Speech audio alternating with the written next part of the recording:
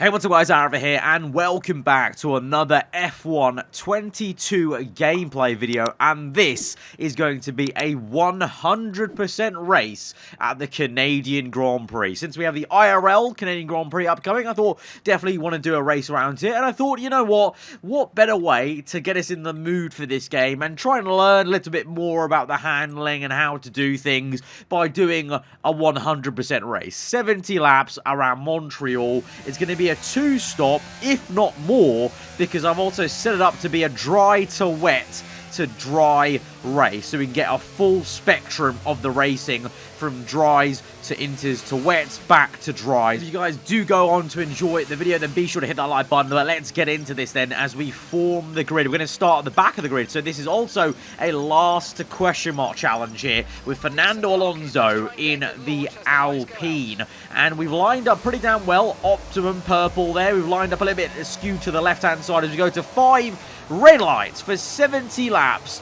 around Montreal, and plenty of learning to do as we go around this circuit for the very first time, I might add. Literally, this is my very first lap on the game around Montreal, so we'll see how it goes. It is one of my favourite circuits to drive on the F1 game, so let's see if I can get used to it quicker than maybe some of the other newer, updated circuits that I've been having some issues with in other gameplay videos in terms of raw speed. But obviously, with 100% fuel, we've got a very heavy car compared to what even I'm used to with normal 50% races. Guan Yu Zhou making a dive down the inside of Mick Schumacher. I'm trying to be patient here and see if I can get both of them maybe in one section. Schumacher is off-put a little bit on the inside there with a tighter line on the right, so we'll have a good run on the outside, not wanting to use too much ERS early doors because obviously you've got the base car, so unlike, you know, later seasons in my team career mode, you do have to be very sparing with the ERS and kind of, you know, tactically use it at the crucial point. So going to the hairpin though, bit of a ruckus there and a front wing flying. I don't actually know what happened. I think behind me maybe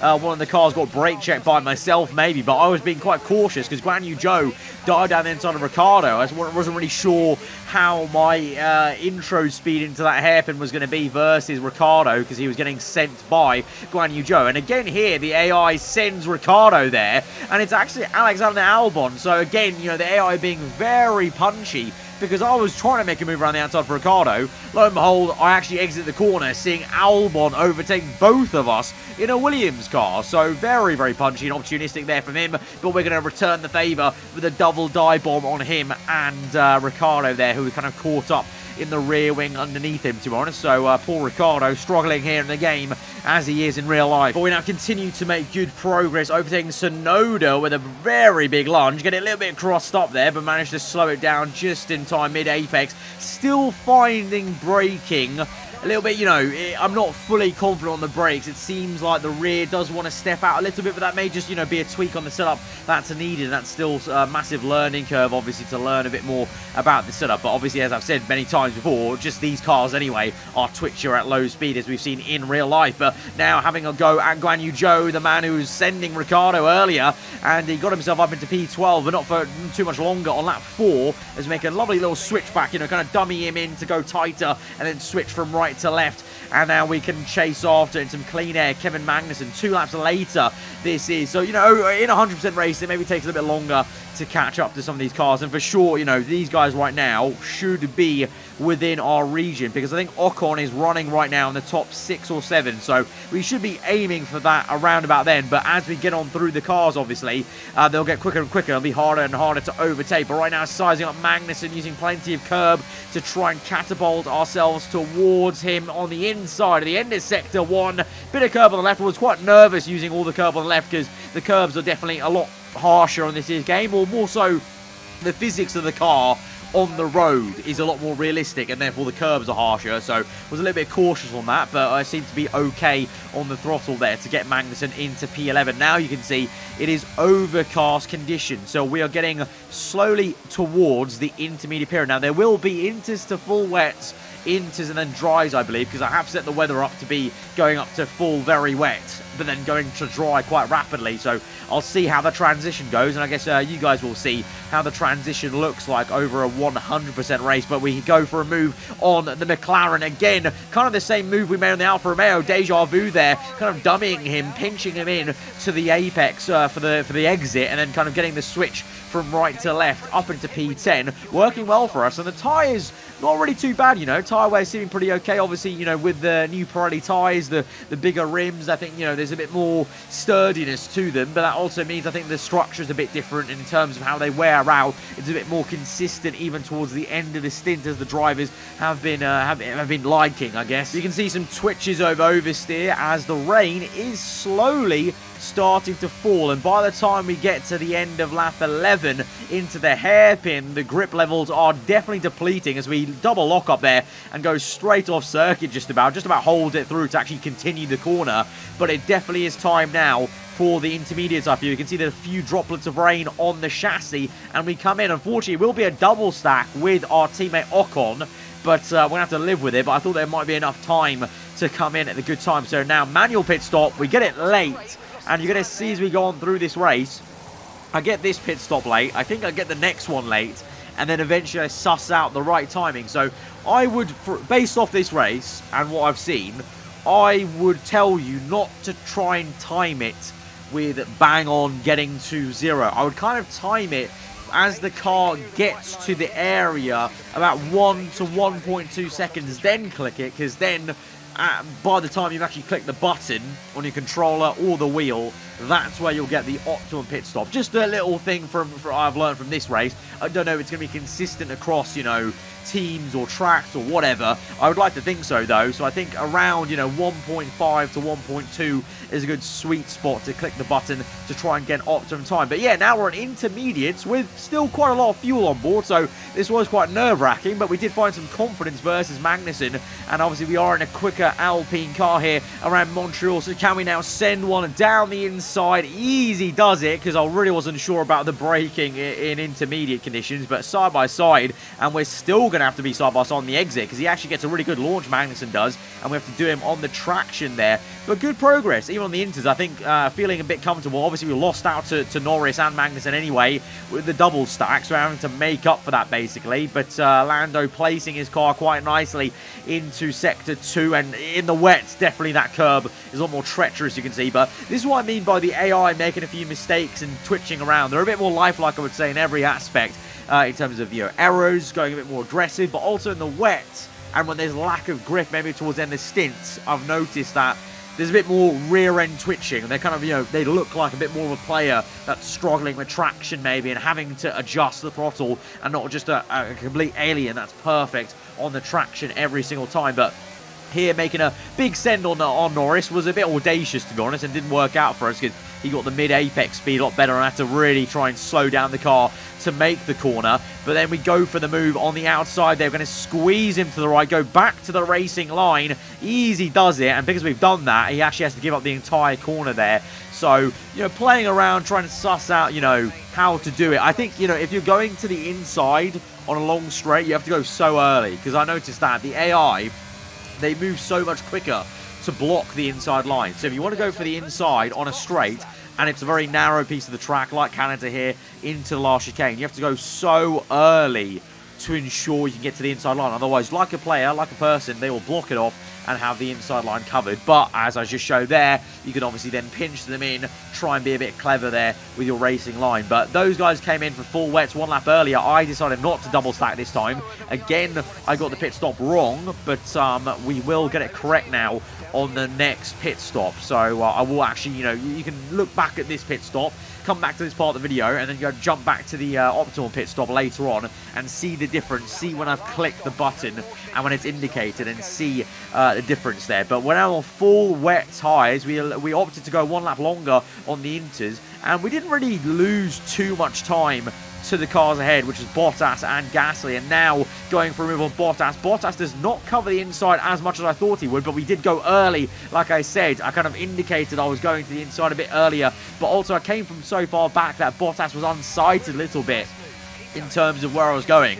So that's another thing, I guess. You know, if it's predictable, they'll cover you off. If it's not predictable, if you're really gaining a lot of speed like I was on Bottas there with a lot of ERS usage, then they'll be a bit surprised. But that's kind of almost natural, obviously. Sometimes you do get that as you surprise your opponents on track to try and make the move down the inside or in the outside here. But we're going to go down the inside of Gasly now on lap 31. So we're about nearly halfway through this Grand Prix, and we've made really good progress. P7, we've got Ocon up next, and then, well, that's kind of best of the rest, so that may be the end of our race, but of course we've still got this full wet period to go through, which is very tricky, and literally every lap was tiptoeing, every lap, full concentration, trying to not make a mistake on the traction, because on this year's game it's so difficult, and in the wet, it's even more of a difficulty now in terms of, you know, you can just very easily spin up your rear tyres. But at the end of that lap, we've got a virtual safety car because Hamilton has DNF'd. I think he's got a mechanical or an engine failure, and he's pulled up on the left-hand side there. So there's a bit more to play for now in this race. Overtaking Ocon will get us P5, and we're going to actually use this virtual safety car to come in for a pit stop, because I thought, okay, maybe we can gain a little bit of time cheekily on Ocon, maybe others, I don't know, and go on to Inters. And I did feel like the grip was falling away a bit, but then the virtual safety car ended halfway through down the pit lane, so we haven't gained too much time. But now this is an optimum time there. It was about 0.4 as I turned in, but trust me, I was clicking the button at about 1.2. By the time my finger pressed down on the button on my wheel, it was at 0.4. So you've got to kind of time it with the travel time with the button. So there's a bit of a fine art there, but we come out then behind, or just ahead actually, of Lando Norris. We'll get him just about on Inters, everyone else on wet. So this was a bit of a gamble because I didn't know if we were on the right tyre, but I felt like I was.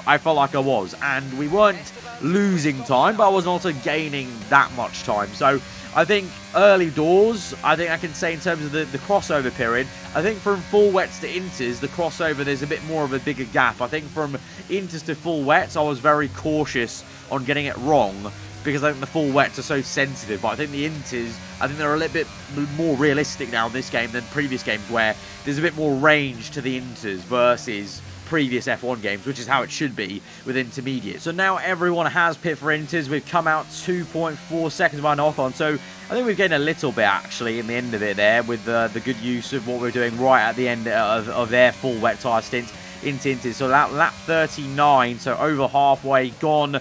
We've got 30 laps to go, and we're catching Ocon now, though. Before we even get to the dry period, I thought we may have to wait to the dry period to actually fully catch Ocon, but I've actually had some okay pace here on the Inters. I think, you know, doing so many laps over a 100% distance kind of gives you that confidence to build on your pace, suss out, you know, the kind of better lines versus the AI. And now it's a case of patience through the final chicane. Close to the wall of champions, Ocon was a bit wide, a bit twitchy on the rear end, and we're going to go for the move on the inside there. Very close to the wall, very close to Ocon, and then be very cautious. He is our teammate, so we'll try and keep this as clean as possible, not squeeze him too much, but round the outside we go, dancing around in the end of it to get P5. Ocon, though, does really well to come back at me. I was surprised at this. Look, big dive bomb from Ocon, and really squeezes us there, so no love lost between teammates there, it would seem, versus, Ocon versus Alonso. I was surprised at that. That caught me out.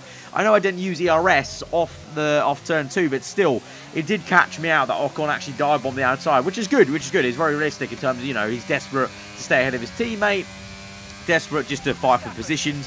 When you can, he saw a gap and he went for it. But now we've got people coming in for the dry tyres, all on the soft tyres. That should get us through to the end of the race, potentially.